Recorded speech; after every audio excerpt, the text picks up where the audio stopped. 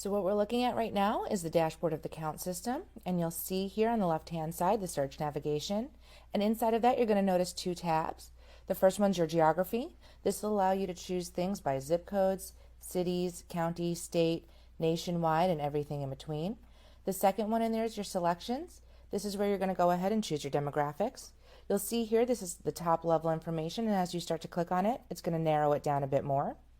If there's ever something that you're looking for and you can't find it, you could just start to type it into this search box, and you're going to see it's going to filter it down for you.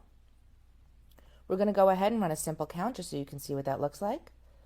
We'll start by choosing a zip code, so we'll go ahead and put 33073, and we're going to put a 10-mile radius around that.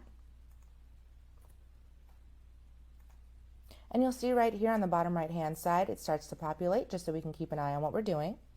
I'm going to come back into my selections tab, and I'm going to go ahead and I'm going to choose presence of children. And now that I have that done, I can come here and hit get count. What's really nice about this system is you can actually go ahead and actually name your count. So you can call it the advertiser's name or maybe the campaign name, anything that'll make it easier to find in the future. And you'll see just like that our count has returned. We have 158,967 records available. These are all email addresses along with the matching postal addresses. What's also really nice is we can go ahead and we can download a breakdown. So since we chose a zip code with a radius, we're going to pull a detailed report. And this information is going to give us all the zip codes that are within the 10 miles. It's going to tell us how far it is from the initial zip code, as well as giving us a count for each individual zip code.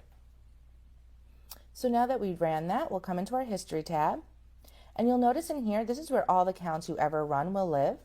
You can actually search for an older count by a date range, a count ID, version ID, or even that count name. We're going to go ahead and we're going to click on this hyperlink under the breakdown, and this will pull up that spreadsheet I was just talking about. So here you're going to see the geography that we chose, the selections that we chose, along with all the zip codes within the 10 miles, distance from the initial zip code, as well as the count for each of the individual zip codes.